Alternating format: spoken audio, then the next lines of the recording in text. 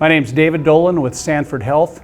We are proud sponsors of the Acts of Excellence for the South Dakota Hall of Fame. Hello, I'm Miles Beacom with the South Dakota Hall of Fame, and today we have Adam Weaver, the newest inductee to the Acts of Excellence Award with the South Dakota Hall of Fame. Adam, to start with, how would you like to tell us a little bit about your background and from your home state growing up, and what brought you to South Dakota and what's keeping you in South Dakota?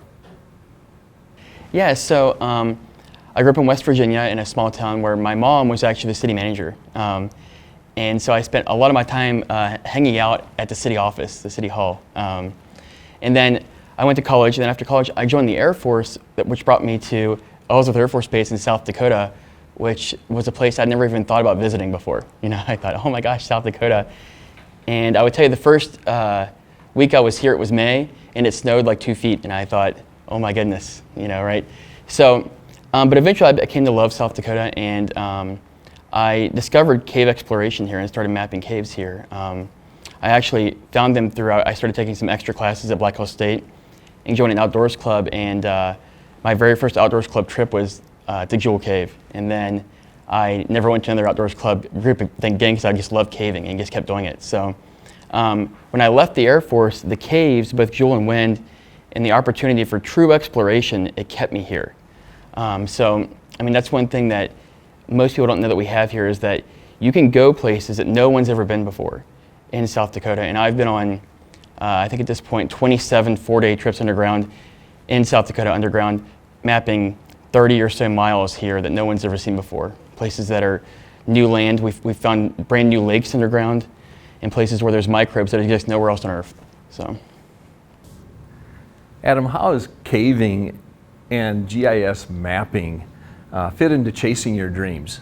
One of the things you said is you stayed here in South Dakota after the Air Force because of the caves here. So can you walk through that with us? Right. So you know, once I got into caving, it really changed what I wanted to do with my life. And so I used my GI Bill from the Air Force to go back and get my master's degree in natural resource stewardship, because I initially really wanted to work for the Park Service, and eventually did, and then worked as a hydrology technician for the Forest Service for a number of years. And so like underground, what we're doing there is we're making maps of the caves, because when you hear how long a cave is, like for instance, Wind Cave is 157 miles long. So that's not how long the cave actually is, that's how long the map is, because you can only call it that by its measured distance. And so eventually I was doing more and more GIS work on the surface, doing hydrology work for the forest, and eventually now I'm a GIS analyst for the city of Rapid City in Pennington County. So it's all kind of about analyzing where things are and mapping them. They're both mapping, but one's professionally and one's a professional grade hobby, I guess. You know. Adam, whenever you're chasing your dreams, people continue to have challenges in their life. Can you share a couple of the challenges you've had with some of the opportunities you're also faced with? Yeah, so you know, one thing that most people don't think about is that, you know, as a cave explorer that's very active, you know, and I've mapped many miles of cave here in South Dakota, and I've mapped a lot in other states as well. You know, I think right now I have somewhere between 70 and 75 miles of brand new cave passage that I've discovered and mapped across the country. But because of that, I've spent well over a year of my life underground, you know, mapping these places. So when I had a daughter, that really changed things, and it was a huge challenge, because then when I, you know, say, hey, I have to go and I'll be back in 10 days, I'll be underground, no one can call me, that creates some obstacles that you have to overcome, which eventually I found a way to work out with my spouse. But overall, you know, having a daughter really changed my perspective of caving, and it led to a lot of projects that I started working on, like the Cave Preserve here in Rapid City, where, you know, if we don't protect these caves and find more caves to protect and keep putting them in places where they won't be damaged and that they can exist essentially forever, the next generation won't have caves to go to. You know, when I see a cave the first time, it's pristine and untouched and almost never damaged from people. And so we have to maintain them in a way that exists for another generation. Adam, what has been your most important achievement to date? So I've had a number of things that are pretty exciting in my life, especially in the caving world. Obviously, having a daughter is a great, it's an amazing thing. Meeting my wife is great. But in the caving world, I'm currently the vice president of the largest caving organization in the world. And for that organization, I'm in charge of cave conservation, all 24 of the cave preserves in the country that exist, and all of the conventions, which seems like an odd thing, but it's how we showcase what we do every year. And next year, in 2022, the National Caving Convention is here in Rapid City, which is pretty fun. So, that's a big milestone to do that. Only one other person from South Dakota has ever been an officer in that organization. So I'm the second.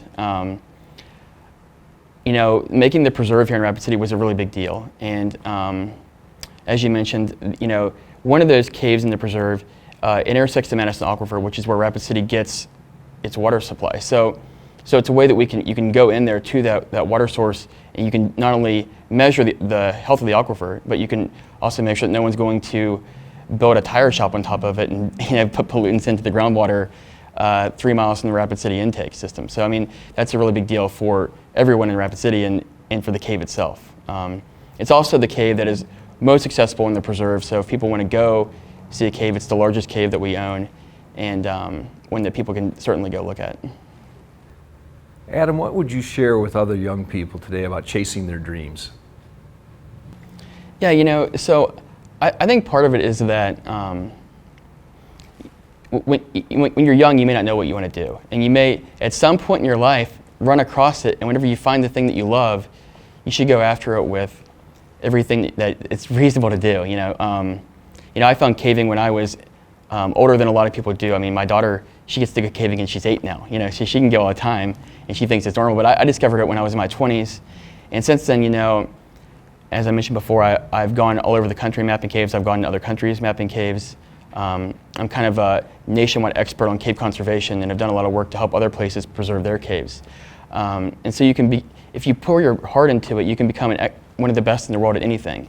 Right now, I think currently I still hold the world record for the farthest ever gone from an entrance in a cave, which is like 14 miles from the entrance, one direction. So until that gets broken, that's pretty exciting. But nobody, caving is one of those sports that like no one knows about it, So, but you can. The point is, you can become great at anything you really try hard at. So definitely go after. The Khans who are in the Hall of Fame, they didn't start caving until they were in their 40s, and they mapped 65 miles of Kuil Cave. So anybody can do anything, but they're exceptional people to begin with.